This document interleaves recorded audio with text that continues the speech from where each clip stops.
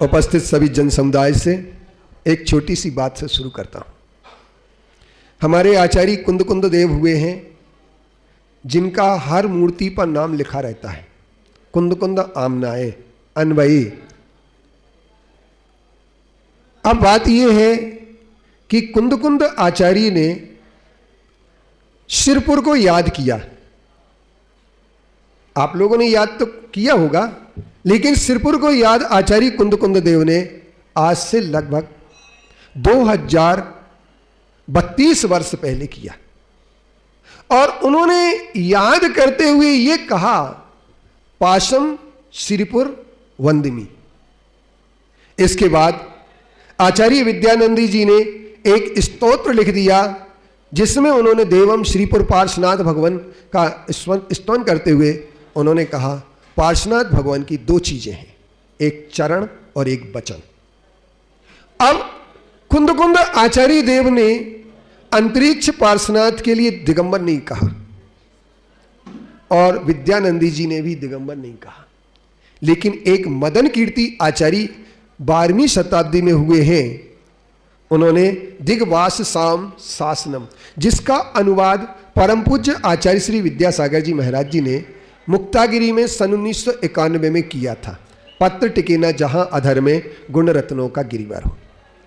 एक महाराज जी की जानकारी में बात देना चाहता हूं, शायद उनकी जानकारी में होगी भी और नहीं हो तो सिरपुर की एक छोटी सी बात। एक विविध तीर्थ कल्प 13वीं शताब्दी में लिखा गया महाराज जी, जिन प्रभ सूर्य श्वेतांबर साधु ने लिखा। और हमारे जितने भी तीर्थ हैं उन तीर्थों की कपोल कहानियां लिख करके उन्हें श्वेतांबरी घोषित करने का पूरा प्रयास किया। उनमें मुक्तागिरी भी है, उनमें हमारा शिरपुर भी है, उसमें मांगी तुंगी भी है। इसके उपरांत आज एक पुस्तक लिखी गई जिसका नाम है महाराज जी वीर के वंशज कौन, श्वेतांबरों ने लिखी। उसमें 55 तीर्थों के लिए उन्होंने दिगंबर तीर्थों को श्वेतांबर घोषित करने की कोशिश की है। कितने तीर्थ? 55 तीर्थों की। इसकी चर्चा मैं इसलिए कर रहा हूं, कई लोग मेरे से पूछते हैं कि ये सिरपुर तीर्थ, पर विचारनीय बात यह है कि सिरपुर तीर्थ के लिए महाराज जी 100 वर्ष पहले आचार्य मदन कीर्ति जी ने विविध तीर्थ कल्प के 100 वर्ष पहले दिगंबरी घोषित कर दिया और दिग्वास साम शासनम लिख दिया। दिग्वास साम शासनम शासन चतुर्विंशति का नामक स्तोत्र में लिखा। एक सज्जन हमसे कह रहे थे, महाराज जी जब भी आप प्रवचन कर रहे हैं डोनगांव में तो आप सिर्फ दिगंबर श्वेतांबर सिरपुर इसके ही प्रवचन क्यों करते हैं? महाराज जी से मैं क्षमा चाहूँगा। महाराज जी मैं सिर्फ सिरपुर के लिए ही अभी समर्पित हूँ। आचार्य श्री ने मुझे 30 किलोमीटर रहने का सिरपुर के अंदर का एक नियम दिया कि 30 किलोमीटर के अंदर आप रहोगे। मन बहुत कहता है कि निकल चलूं। अभी भी मैं महाराज जी से कह रहा था, महाराज जी मुझे आप अपने साथ कुंथलगिरी ले चलो। महाराज जी बोले कि आपके लिए सिरपुर ही है। मुझे गुरुदेव की आज्ञा का पालन करना है और गुरुदेव की आज्ञा का पालन हमारे परम पूज्य निर्यापक श्रवण वीर सागर महाराज जी भी कर रहे हैं। हमारे यहाँ एक सबसे बड़ी बात रही, आचार्य श्री का मिलिट्री शासन रहा है। मिलिट्री शासन जानते किसे कहते हैं? एक बार बोल दिया ड्यूटी इधर तो इधर। एक मुझे बहुत अच्छी बात याद आ रही, महाराज जी को सुनाना चाहता हूँ। मैं देवल गांव राजा में था और मेरे साथ में ब्रह्मचारी विनोद जी थे जो अभी अजित सागर मुनि महाराज जी है। मैंने वो आचार्य श्री के दर्शन करने जा रहे थे। मैंने कहा आचार्य श्री से कहना एलोरा के दर्शन करने की भावना है और यहाँ से बहुत पास है तो आज्ञा लेके आओ। आचार्य श्री के पास वो गए, उन्होंने कहा भी तो आचार्य श्री बोले जो मैंने काम सौंपा है वो करो, अभी कहीं नहीं जाना। आज तक एलोरा के दर्शन नहीं हो पाए, पर आचार्य श्री की खुशी इस बात की है कि उनकी आज्ञा का पालन हुआ। इससे बड़ा कोई दर्शन नहीं हो सकता है। और मैं वीर सागर महाराज जी से सिरपुर में ही दर्शन करने के लिए लालायत था कि इनके दर्शन सिरपुर में करें, लेकिन पता लगा कि अभी पुलगांव के पास में है और हमारे पास सिर्फ घूमने के लिए जून का महीना। हमें 4 गांव में जाकर के कैनवासिंग करना है, क्योंकि मैं एमआर हूं। एमआर का मतलब आप लोग समझे राजू? नहीं, एमआर का मतलब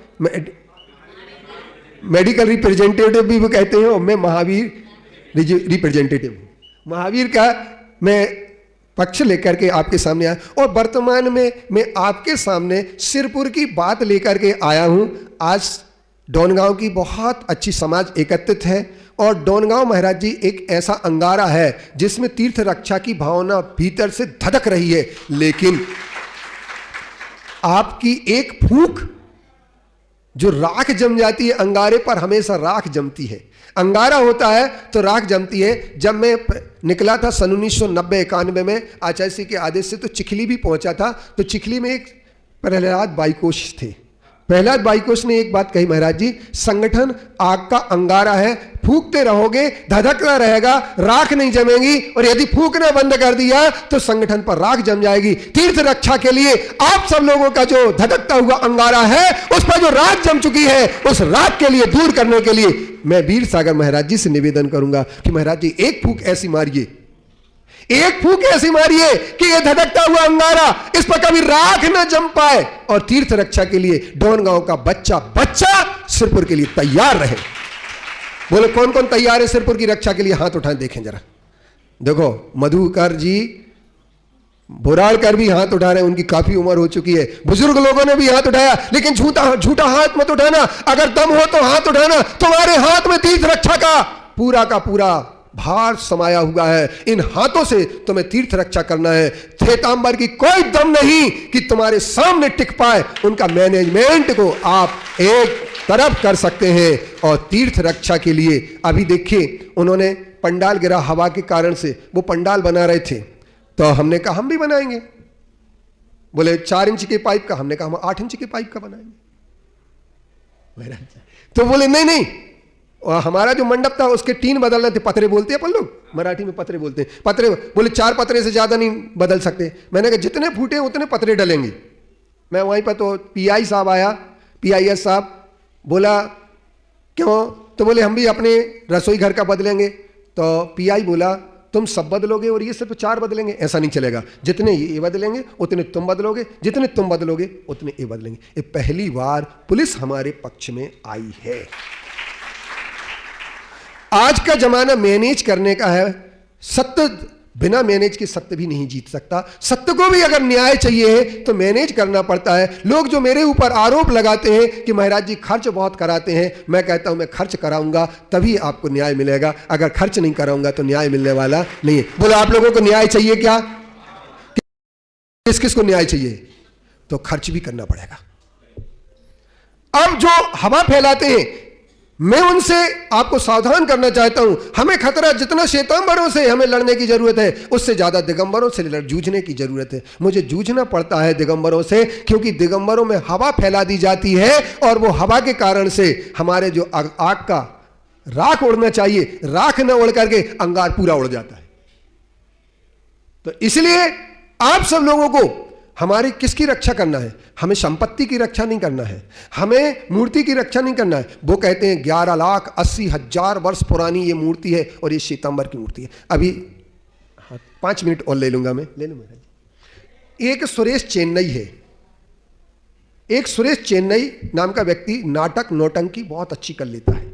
वो अभी बोल रहा है क्या कि हमारे श्वेतांबर लोगों ने पोलकरों को 4 बैलगाड़ी भर के सोना चांदी दिया और 80 एकड़ जमीन दी, क्योंकि बोले प्रिवी कौंसिल का आदेश आ गया था 1901 में कि जितना भी दान इकट्ठा होगा वो सब दान 1/4 तुम्हें सरकार के यहाँ जमा करना पड़ेगा, 1 पोलकर को देना पड़ेगा, और बाकी का तुम्हारे पास होगा। तो हमारे उदार लोगों ने दे दिया, लेकिन उस मूर्ख को ये पता नहीं है प्रिवी कौंसिल में सन 1923 के बाद केस गया है, और वो एक का बोल रहा। तो ये उसकी गप्पों का हमें क्या करना है? उसकी गप्पों का खुलासा करना है। गप्पों के कि गप जो मार रहा है वो मार देता है। इसका मतलब वो क्या सिद्ध करना चाहते हैं कि श्वेतांबरों का मैनेजमेंट रहा पहले से, दिगंबरों का कुछ नहीं था। वो कहता है खामगांव के रविंद्रलाल के 6 कमरे रिकॉर्ड भरा हुआ है, हमारे पास जितना रिकॉर्ड भरा हुआ है, मैंने सारे रिकॉर्ड को व्यवस्थित करके 48,000 पेजों की हमने स्कैनिंग करा दी।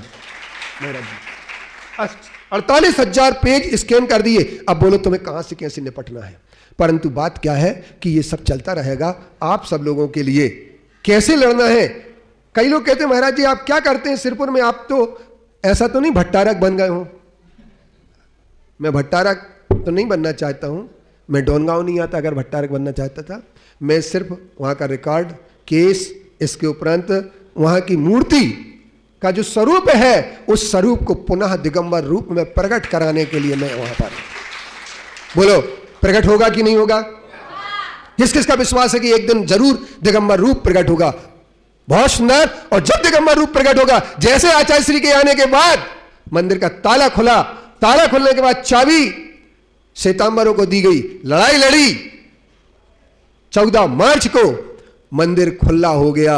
अगर मंदिर खुला नहीं होता तो मधुकर बोराड़कर आप जब जाते ना वहां तो आप कहते जरा हमें 6 बजे के टाइम में चाबी तो दे दो, मंदिर खोलना है। वो कहते अरे रुक तो यार, काहे को इतना हंगामा कर रहे हो। दिगंबर सिर्फ हंगामा करते हैं, दिगंबर गुंडे होते हैं, उनके महाराज जी भी गुंडे होते हैं, ये भी बोलते हैं। लेकिन मंदिर खुला है, खुला ही रहेगा।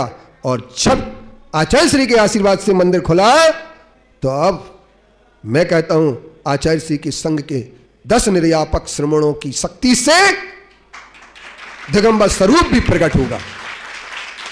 और जिस दिन दिगंबर स्वरूप प्रकट होगा, मैनेजमेंट का ये सब झमेला भ्रम इसको भूल जाओ, ये भ्रम है। मैनेजमेंट सिर्फ सीट ऑफ गॉड का है, ना कि पूरी मूर्ति का। टाइम टेबल सिर्फ एक मूर्ति के लिए, ना कि पूरी मूर्तियों के लिए। हम जब चाहे तब अपनी वेदियों के सामने दर्शन कर सकते हैं, इसे हमें कोई रोक नहीं सकता है। और जो पार्किंग की जगह है उन्होंने छाया कर दी, हम जब चाहे तब गाड़ी खड़ी कर सकते हैं। और हमने गाड़ी खड़ी करवाई है उस पार्किंग की जगह में। इसलिए हमारा भी तात्या भैया ने, जब मैं वहां नहीं था बासिम में था, तो बहुत अच्छा पंडाल समूसरण का विधान किया। आगे आप लोगों के लिए मार्गदर्शन निर्यापक श्रमण वीर सागर जी देंगे, मैं ऐसी अपेक्षा करता हूं। समय बहुत कम है, मैंने आपका जो समय ले लिया, तो ये तदार्थ मैं आपसे और महाराज जी से दोनों से क्षमा चाहता हूं। अगर किसी को विकल्प हुआ हो तो मैं क्षमा प्रार्थी हूं। अब बात यह है कि महाराज जी मार्गदर्शन देंगे, और ये अंतरिक्ष पार्श्वनाथ सिरपुर के लिए महाराज जी मार्गदर्शन दें, क्योंकि इसके बिना मोक्ष मार्ग नहीं चलेगा। आचार्य कुंद कुंद देव ने सूत्र पावण की 4 गाथाएं लिखी हैं। नवि सिज्जई बत्थ धरो, निश्चेल पाणी पत्तम, ओ विट्ठो जिन वरंदे हिम, एको भी मोक्ष मग्गो, शेषाय अमग्गे सब्बे। ये गाथाएं आप लोग पढ़ें और इनके आचार्य कुंद कुंद देव की सूत्र पावण की 4 गाथाएं पढ़ करके ये बात तय कर लें कि मोक्ष मार्ग दिगंबरत्व से में है, वस्त्रों में मोक्ष मार्ग नहीं मिलेगा। इसके मैंने बहुत सारे चार्ट भी बनाए हैं, वो आपको देखने के लिए मिलेंगे। आप उन चार्टों को जरूर देखें और यहाँ पर इस हाल में कुछ ऐसे चार्ट लगा दें जिससे कि आपको ये पता लगे कि दिगंबरत्व की महिमा क्या है। बोलिए पंच परमेष्ठी भगवान की।